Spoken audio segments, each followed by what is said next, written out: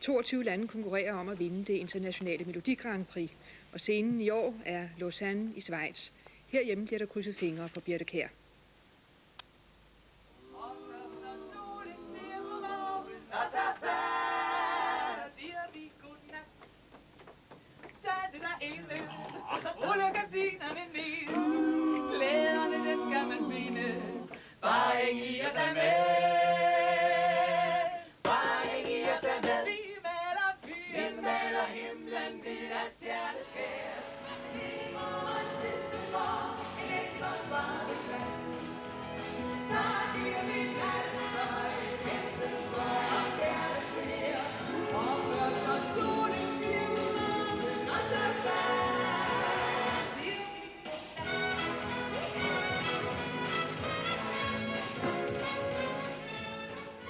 Det er kun i ord og toner, der har været mulighed for at male Lausanne rød for holdet bag den danske Grand Prix-vindermelodi.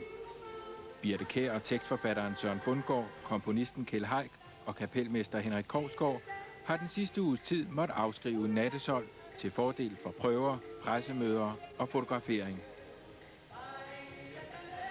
Men det har været slidet vejr, mener Birthe Kjær.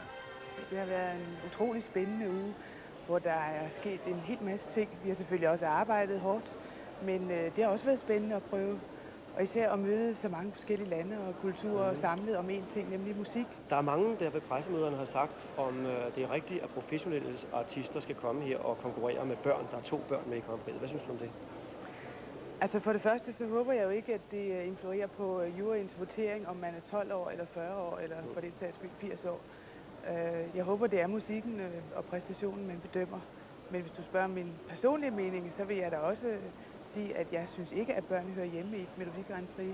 Jeg synes, man skulle sætte en aldersgrænse. Ja, og den findes ikke i øjeblikket. Nej, det gør den ikke. Så må vi jo hellere advare tv-ledelsen derhjemme. Der er rigtig mange, der egentlig tipper på Danmark, som enten vinder eller en af de øverst placerede.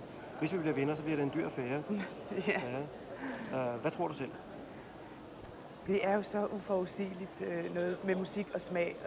Så det kan man jo ikke måle som til en olympiade, hvor man kan stå med et stopur. Så jeg er glad for, at der har været sådan en positiv reaktion på vores sang. Og jeg håber selvfølgelig også, at vi når op i den bedre halvdel. Solen siger godmorgen og tager fat, siger vi godnat.